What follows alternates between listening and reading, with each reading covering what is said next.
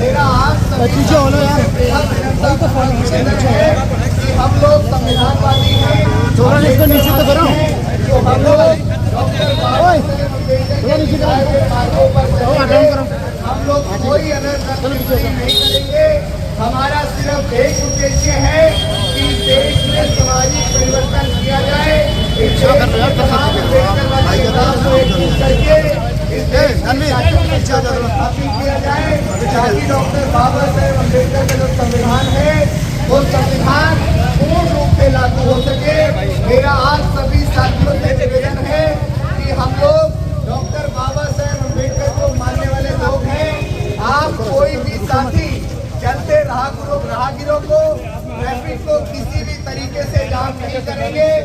एक साइड चलते हुए शासन को, प्रशासन को और जनपद बनारस के लोगों को लगना चाहिए कि समता मूलक संघ के लोग आए थे, डॉक्टर बाबा साहेब अम्बेडकर के अनुयायी आए थे, संत श्रोमणी सद्गुरु रविदास जी महाराज के अनुयायी आए थे और बेहद संवेदनशील तरीके से, बेहद ही शांतिपूर्वक अपनी सामाजिक परिवर्तन यात्रा को पूरे जनपद बनारस में घुमाकर लेकर गए थे।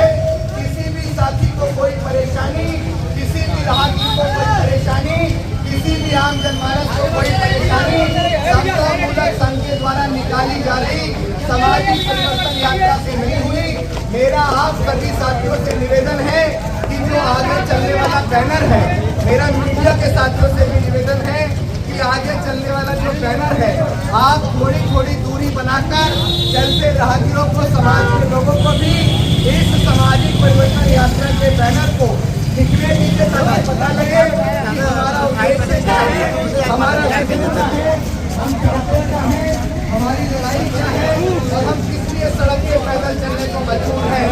साथियों, जैसा कि आप सभी को पता है कि समता मूलक संघ के द्वारा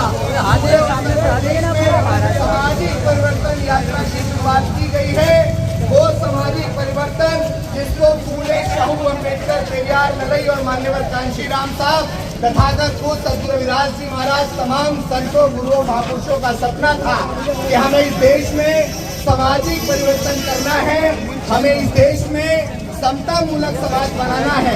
और अगर हमें वो करना है तो हमें सामाजिक परिवर्तन करना पड़ेगा।